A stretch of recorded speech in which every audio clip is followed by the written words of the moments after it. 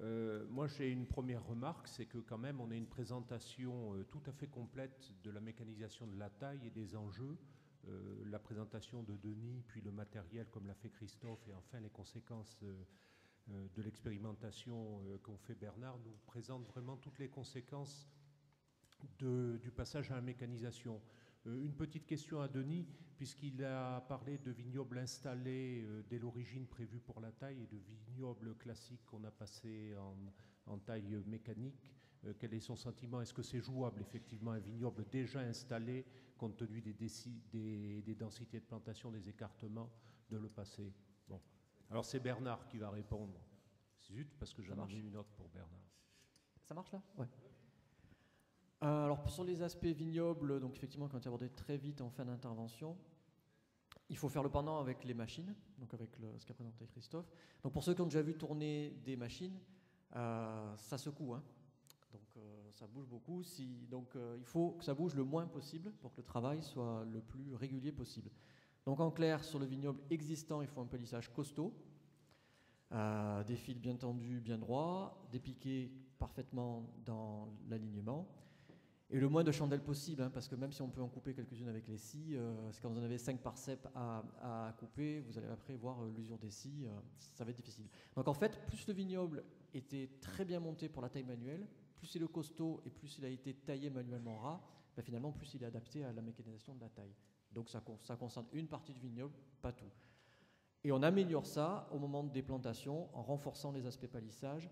Et surtout, un point très important, en renforçant la solidarité du cordon avec le fil, notamment en l'entortillant autour du fil, ce qui permet au cordon de ne pas bouger, ce qui facilite le travail de la machine. Et dans ces conditions-là, sur vignoble palissé avec releveur, on doit pouvoir tomber à une dizaine d'heures de reprise manuelle. Sur vignoble non palissé, peut-être un peu moins, mais après quand même, il y a toujours le temps de faire l'aller-retour dans les rangées, donc on aura 6-10 heures qui seront un pas incompressibles. Christophe, un complément par rapport au matériel? Oui, un petit complément pour confirmer tout à fait ce que dit Bernard, et juste rajouter qu'on a vu que les machines sont dans une certaine mesure capables de suivre un petit peu le cordon, de s'adapter un petit peu à une hétérogénéité, mais c'est vrai que pour avoir les gains attendus de la technique et pour avoir des machines qui vous apportent à la fois le confort de travail et le gain de temps, gain économique attendu par le changement de technique, plus on a un vignoble adapté, c'est-à-dire rectiligne, costaud, qui va supporter le passage des machines et permettre aux machines de travailler dans des conditions de précision satisfaisantes pour la technique, plus vous allez avoir après un gain en termes de reprise manuelle. Et pour les machines qui ne sont pas équipées d'automatisme, plus vous allez avoir aussi de facilité de travail. Parce qu'il faut s'imaginer que ce sont des machines qui n'avancent quand même pas très vite, hein, autour de 1 à 2 km/h, pour simplifier. Et sans automatisme, si on a des vignes pas très droites, au bout de 200 mètres, on a envie de s'arrêter. Donc voilà. Je pense qu'il doit y avoir quelques questions sales. Mais sinon, par rapport aux maladies du bois, la solution, c'est pas de passer à la non-taille purement et simplement. C'est pas une voie. Alors pour les maladies du bois, bon, il y a des spécialistes dans la salle, peut-être qu'ils pourront compléter. Aujourd'hui, on ne sait pas. Ce qui est sûr, c'est qu'avec ces modes de conduite-là, donc avec la taille mécanique d'un côté et encore plus avec la non-taille, on limite par définition fortement le nombre de pieds de taille. Voilà. Donc théoriquement, on pourrait espérer que ça diminue un peu. Maintenant, est-ce qu'un petit peu de pieds de taille sur la taille mécanique continue à poser problème ou pas? Attendons d'avoir des chiffres pour en être sûr.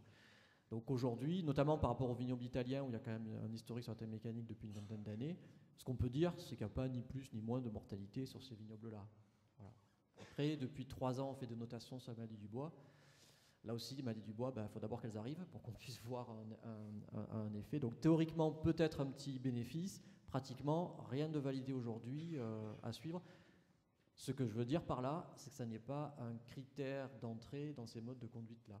Le critère d'entrée dans la taille mécanique et la réduction des temps de main-d'œuvre en heures ou des coûts de production en euros, c'est certainement pas les aspects phytosanitaires. Ça sera au mieux une conséquence positive si tant est qu'on la démontre. Des questions dans la salle? Certainement. Elles arrivent. Oh, mais de toute façon, les maladies du bois, il ne faut pas s'en faire, elles arrivent toujours. Hein. Donc, on aura l'occasion de savoir si c'est mieux ou moins bien. Non, pas de questions? Et Denis Caboulet, là, il nous a montré la taille en verre avec une machine à vendanger.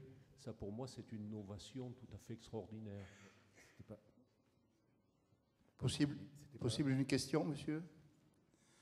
Vous avez fait des comparatifs de tonnage de raisin, mais est-ce que vous avez fait des comparatifs de jus de raisin, de vin fini? Parce qu'il y a beaucoup plus de pépins, beaucoup plus de pulpe. Non, les taux de vinification sur nos essais, par exemple Bernard, il y en a une partie des essais qui ont été vinifiés sur pêche rouge. C'est difficile sur 100 kg de raisin de vérifier un taux de vinification. On a certainement une perte, mais bon, par exemple par rapport aux chiffres qu'a présenté Bernard ou ceux que j'ai présentés dans ma conférence, le taux de vinification, même s'il baisse de quelques kilos, les rendements resteront supérieurs sans problème. Par rapport à la régulation, tu voulais rajouter? Je vous ai complété. Il faut différencier taille mécanique et non-taille. Là, on a des effets beaucoup plus forts. Je vais peut-être passer vite, mais le mythe, enfin la toute petite baie sur la taille mécanique, c'est un mythe. Il y a des petites grappes, surtout liées à moins de baies par grappe, et des baies un petit peu plus petites. C'est pour ça que sur la taille mécanique, si on parle de ce cas particulier-là, les taux de vinification changent peut-être un petit peu, mais sans doute pas dans des grandes proportions. Parce qu'en fait, on n'a pas des toutes petites baies. On a des petites grappes liées à moins de baies par grappe. C'est pour ça qu'on a un petit peu moins de botrytis. Dès qu'on rajoute des grappes, par la taille, par autre, voire quand on va jusqu'à la non-taille, ben là, progressivement, on a des baies de plus en plus petites et on va se rapprocher de taux de vinification qui vont être, là, pour le coup, significativement différents. Voilà. Ceci dit, en non-taille, vu la marge qu'on a sur les rendements, vous pouvez avoir des taux de vinification un petit peu plus hauts. Au niveau des cépages à pressurage direct, pour faire des blancs ou des rosés, ça peut quand même avoir une influence. Question? En taille mécanique, il n'y a pas tellement d'effet sur la qualité des vins. En non-taille, l'augmentation forte de rendement, si on reste en blanc ou rosé. Et si, alors, une précision par rapport à ce qu'a dit Bernard sur les décalages de maturité et les rendements, et par rapport à ce qui était présenté sur la publi Afrique du Sud, il faut arriver à la maturité. Si je prends un exemple, prenons un cépage tardif type Cabernet et qu'on place dans l'Ouest audois où les Cabernets se ramassent première semaine d'octobre, on sait qu'on a 15 jours de temps de décalage de maturité, il faudra les ramasser 20-25 octobre. Ce sera peut-être pas évident d'arriver aux 13 degrés. Si cette même situation pourrait peut-être marcher sur la plaine narbonnaise. Aujourd'hui, on n'a pas de réseau d'essai mis en place sur ce genre de choses et aux adaptations. Sur les blancs, par exemple, à contrario, un chardonnay qui est précoce, qu'on décalerait de 15 jours sur la plaine narbonnaise pour ne pas le ramasser au 15 août, c'est peut-être une chose intéressante. Donc voilà, enfin, on a donné les pistes, on n'a pas donné toutes les solutions. Juste une précision, ce n'était pas de la taille en verre avec une machine à vendanger, c'était de la vendange mécanique en verre. Donc c'est apparemment une photo c'est une photo californienne. Donc en Californie, quand on voit qu'on part sur un nombre de grappes avec des systèmes de taille rase ou de taille pas de taille rase, de taille en haie ou de non-taille, qu'on voit qu'on va arriver à 30-40 tonnes hectares, ils font de la vendange en verre, donc avec des machines à vendanger, en réglant le battage, le nombre de bâtons, et ils font tomber 30, 40, 50% de vendange, comme on peut le faire manuellement sur certains vignobles jeunes en France. Une autre question, salle? Oui, bonjour. D'abord, merci pour vos présentations. Nathalie Giano de Marossan. J'ai une question, moi, sur la gamme, le niveau de gamme du vin, parce que vous avez dit tout à l'heure que pour un haut de gamme, la taille manuelle était préférable. Et là, on est plutôt sur un vin, je pense, milieu de gamme, a priori. Et là, vous dites qu'il n'y a pas de différence significative dans les dégustations, mais comparé à une taille, quoi? Manuelle ou il y a un décalage pour moi? Si je peux me permettre juste une remarque, peut-être avant de laisser la parole à Bernard. Quand on parle de peu d'incidence ou de pas d'incidence de la taille mécanisée en termes qualitatifs sur les vins, on parle quand même de choses très cadrées, c'est-à-dire où on a maîtrisé quelque part le nombre d'yeux laissés à la taille via la reprise manuelle et via un passage de machine réel ou simulé par un tailleur ras comme on souhaite le faire avec de la taille rase ou de la taille mécanisée.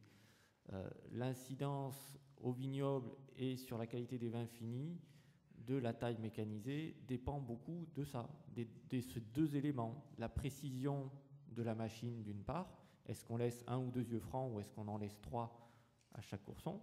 Multiplié par le nombre de coursons, ça fait vite une charge en bourgeon très très différente d'un pied à l'autre ou d'une parcelle à l'autre. Et deuxièmement, l'intensité qu'on accorde à la reprise manuelle. On parle toujours de 10 à 15, 20 heures hectares contre 45, 50 en taille classique, on va dire. Mais c'est quand même un petit peu de reprise pour avoir une certaine maîtrise.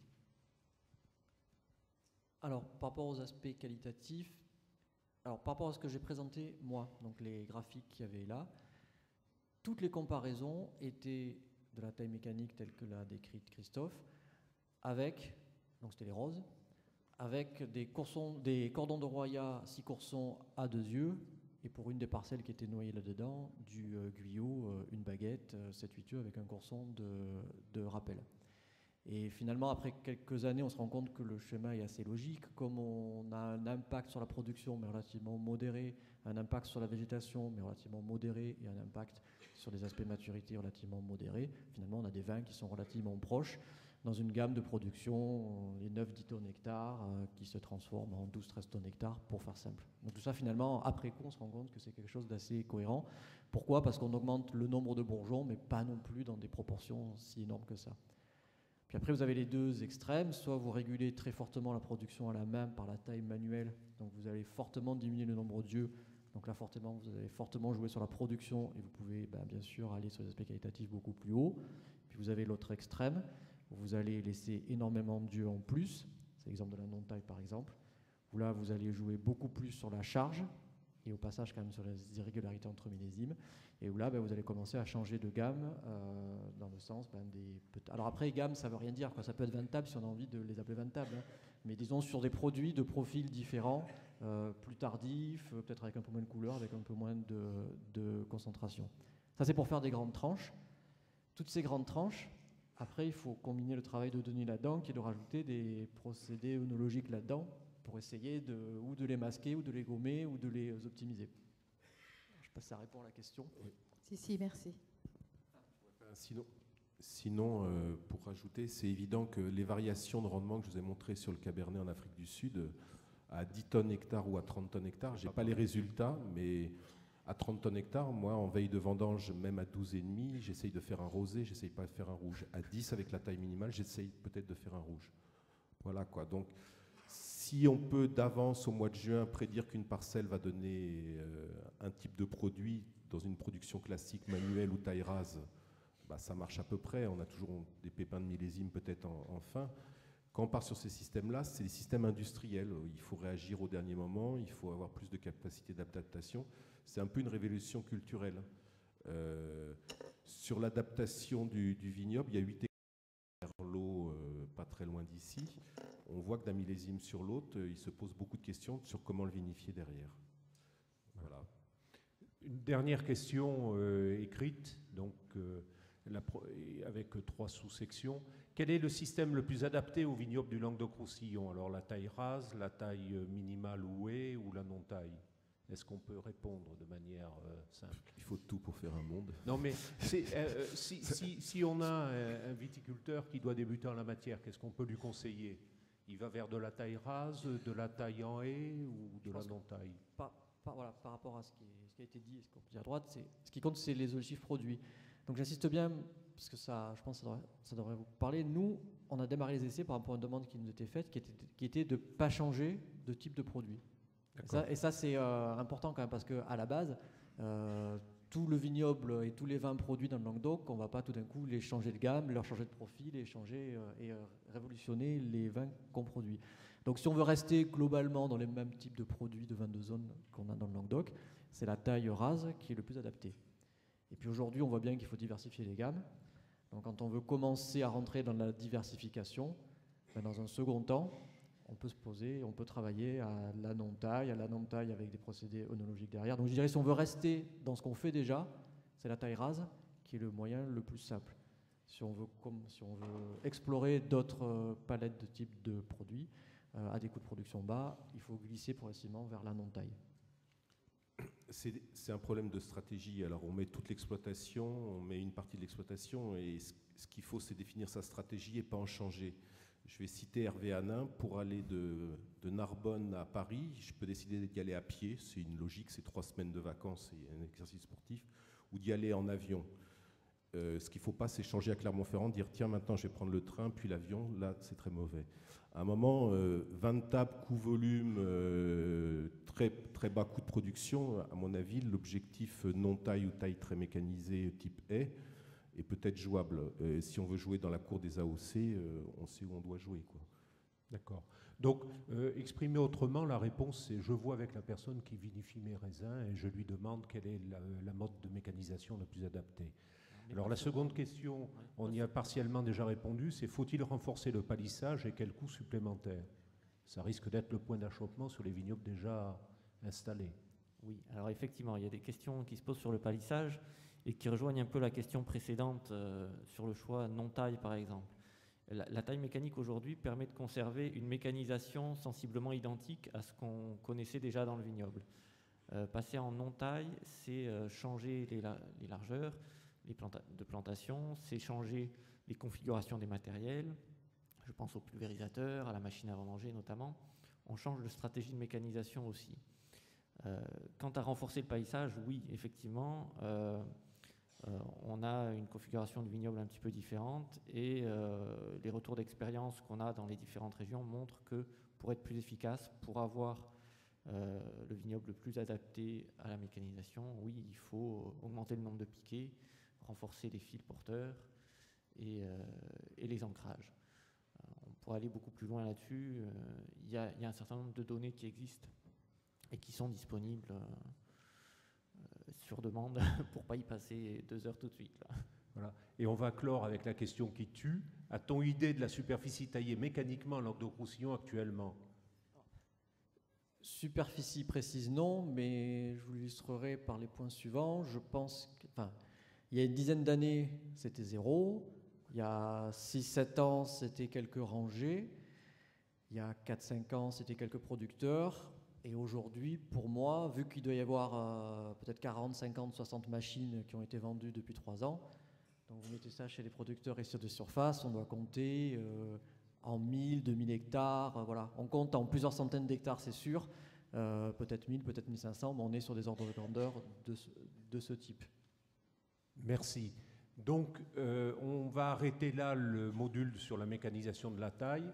Je vous remercie, messieurs. Je pense qu'il y aura d'autres questions, mais on y reviendra tout à l'heure pendant l'interruption de séance, la pause.